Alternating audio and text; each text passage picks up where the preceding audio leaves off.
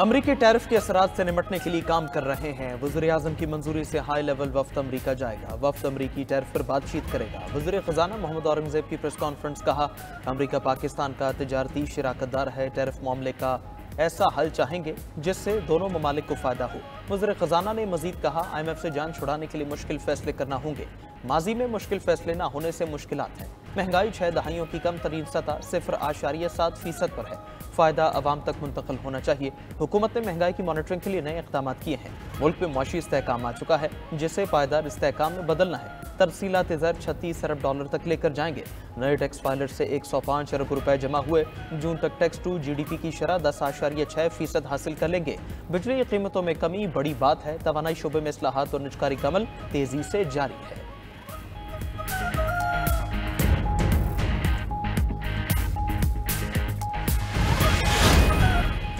अमरीकी सदर की जानिब से टैरिफ आयद करने पर पाकिस्तान की हिकमत अमली तैयार। वज़ीर-ए-आज़म शहबाज शरीफ ने 2 आला सतह की टीम्स बना दी। वज़ीर ख़जाना मोहम्मद औरंगज़ेब को 12 रुकनी स्टीयरिंग कमेटी का कन्वीनर और सेक्रेटरी तिजारत जवाद पॉल को वर्किंग ग्रुप का कन्वीनर मुकर्रर किया गया।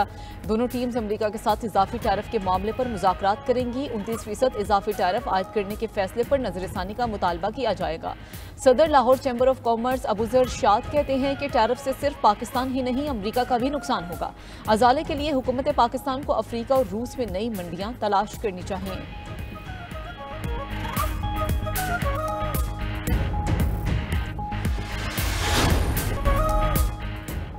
सदर मुस्लिम लीग नून नवाज शरीफ की बिजली की कीमतों में कमी पर अवाम को मुबारकबाद। महंगाई में मजीद कमी के लिए भी पुरज़्म। कहा, बिजली की कीमतों में हालिया कमी से महंगाई और कम होगी। मुल्क की मईशत में बेहतरी से आम आदमी की जिंदगी में बेहतरी आ रही है। हुकूमत गरीब और मिडिल क्लास तबके की जिंदगी में आसानी लाने की पूरी कोशिश कर रही है। हुकूमत की मुसलसल कोशिशों से महंगाई का खात्मा मुमकिन होगा। सेक्रेटरी जनरल एहसन इकबाल को पार्टी के सूबाई सतह पर इजलास बुलाकर अवामी रिलीफ के हुकूमती इक़दामात की तहसीन करने की हिदायत।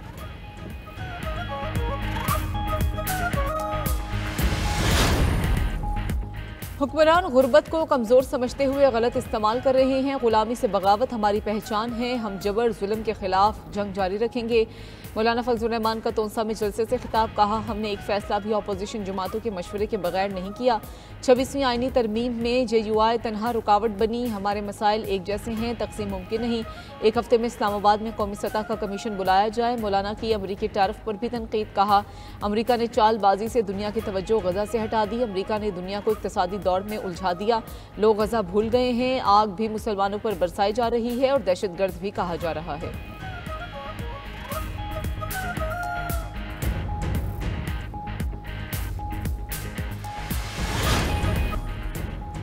हुकूमती वफ्द और सरदार अख्तर मैंगल के दरमियान मुज़ाकरात की आखिरी कोशिश भी नाकाम। लकबाज धरने से मुतालिक बातचीत बेनतीजा खत्म। हुकूमती वफ्द की क़यादत साबिक चेयरमैन सेनेट सादिक संजरानी ने की। रहनुमा BNP साजिद तरीन एडवोकेट ने कहा, हुकूमती वफ्द को अपने मुतालबात पेश कर दिए। BYC की गिरफ्तार खवातीन रहनुमाओं और कारकुनों की रिहाई तक एहतजाज जारी रहेगा। सरदार अख्तर मैंगल से स्पीकर कौमी असम्बली अय्याज सादिक का राबिता। हम आपके लिए क्या कर सकते हैं? अय्याज सादिक का सरदार अख्तर मैंगल से मुकालमा। अख्तर मैंगल कहते हैं, अपना मुतालबा अय्याज सादिक के सामने रख दिया। मुतालबा तस्लीम न हुआ तो आज हर सूरत कोयटा की जानिब मार्च करेंगे।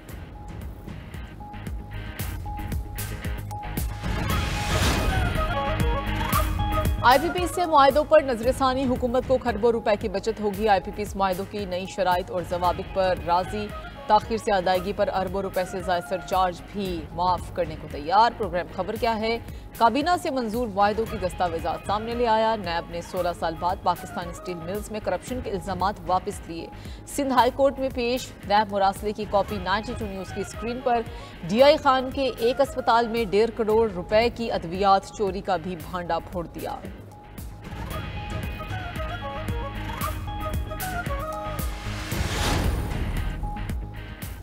सऊदी अरब ने पाकिस्तान समेत 14 ममालिक के आर्जी वीज़ा पर पाबंदी लगा दी। मीडिया रिपोर्ट्स के मुताबिक हज सीजन के तहत आयद पाबंदी का इतलाक उम्रा, बिजनेस और फैमिली वीज़ों पर होगा। उम्रा वीज़ा रखने वाले अफराद 13 अप्रैल तक सऊदी अरब में दाखिल हो सकेंगे। पाबंदी की फहरिस्त में पाकिस्तान, भारत, बांग्लादेश, मिस्र शामिल। इंडोनेशिया, इराक, नाइजीरिया, उर्दून समेत दीगर ममालिक भी फहरिस्त का हिस्सा।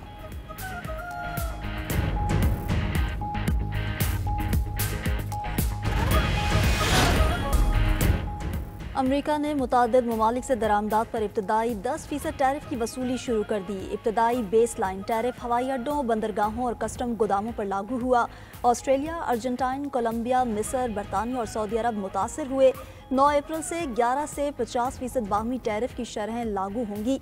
यूरोपीय यूनियन की दरामदात पर 20% टैरिफ लगेगा। चीनी अशिया पर 34% टैरिफ से नए महसूलात 54% हो जाएंगे। वियतनाम पर 46%, कनाडा और मैक्सिको पर 25% टैरिफ लगेगा।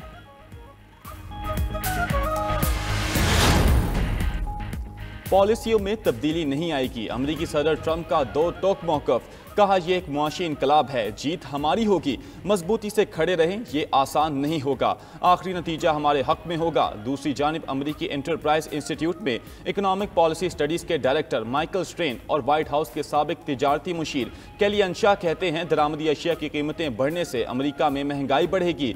अमेरिका में कसाद बाजारी का खतरा पैदा हो गया। अमेरिकी घराने और कारोबारी इदारे रवां साल $500 बिलियन का इजाफी टैक्स देंगे।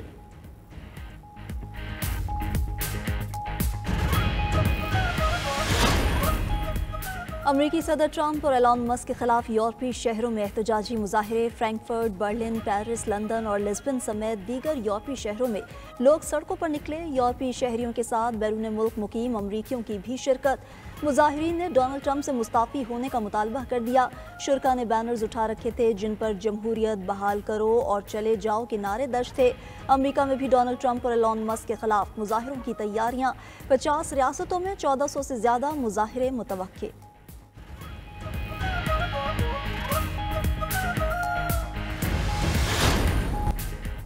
पीटीआई में अंदरूनी इख्तलाफात खुलकर सामने आ गए। असद कैसर और शहरान तरकई वज़ीर आला केपी के खिलाफ खुलकर बोल पड़े। असद कैसर का मरकजी क़यादत से वज़ीर आला अली अमीन गंडापुर के बयान की मुकम्मल तहकीकात का मुतालबा। कहा अली अमीन गंडापुर के बयान पर बानी पीटीआई का मौक़िफ़ सामने लाया जाए। वज़ीर आला ऐसी बातों से गुरेज करें और सूबे में बेहतर गवर्नेंस और बेगुनाह कारकुनों की रिहाई पर तवज्जो दें। शहरान तरकई बोले वज़ीर आला का बयान जवाब देने का हक महफूज रखते हैं, लेकिन ऐसा किया तो पार्टी को नुकसान पहुंच सकता है। आतिफ खान कहते हैं पार्टी के अंदरूनी मामलात को मीडिया पर नहीं लाना चाहता। पीटीआई में कोई फॉरवर्ड ब्लॉक नहीं, जो बानी के साथ नहीं होगा उसका सियासी मुस्तकबिल अच्छा नहीं होगा। सदर पीटीआई खैबर पख्तूनख्वा जुनैद अकबर कहते हैं कारकुन ना वज़ीर आला अली अमीन के साथ हैं, ना मेरे या आतिफ खान के साथ, कारकुन बानी पीटीआई के साथ हैं।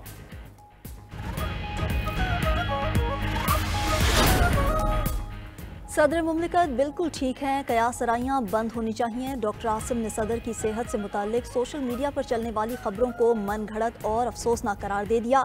मीडिया से गुफ्तगू में कहा कोई अच्छा हो या बीमार, सियासी मुखालिफिन तो हर चीज़ को ट्विस्ट देते हैं। सदर की सेहत से मुताल्लिक कयासराई मुनासिब नहीं। सदर की सेहत से मुताल्लिक सियासी कोरोना कहना बिल्कुल गलत बात है। टेस्ट में सदर मुमलिकत को कोरोना की तशखीस हुई थी। अब सदर आसिफ जरदारी की सेहत बेहतर हो रही है। 1-2 रोज़ में अस्पताल से घर मुंतकिल हो जाएंगे।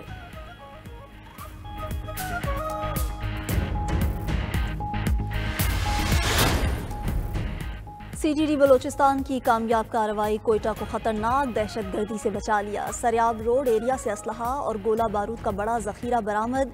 आईडीज, खुदकार हथियार, दस्ती बम और मुख्तलिफ किस्म का गोला बारूद शामिल। सीटीडी बलोचिस्तान के मुताबिक कार्रवाई खुफिया इत्तला पर की गई। फौरी रद्द-ए-अमल ने एक तबाहकुन हमले को मौसर तरीके से रोक दिया। इब्तदाई तहकीकात के मुताबिक दहशतगर्द आइंदा 24 से 72 घंटों में बड़े दहशतगर्द हमले की मनसूबाबंदी कर रहे थे। कार्रवाई के वक्त कोई दहशतगर्द मौजूद नहीं था। गिरफ्तारी के लिए छापे जारी।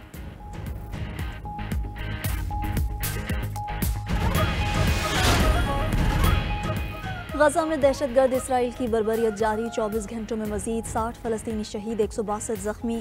खान यूनिस में हमले में एक ही खानदान के 17 अफराद शहीद हुए। इसराइल ने गजा के 60% इलाकों को नो गो एरिया में तब्दील कर दिया। 18 मार्च से अब तक 2,80,000 फलस्तीनी बेघर हो चुके। शोहदा की मजमूई तादाद 50,669 हो गई। सरबराह अरब लीग अहमद अब्दुल गैत कहते हैं इसराइल शाम और लबनान को भी गैर मुस्तहकम करने की कोशिश कर रहा है।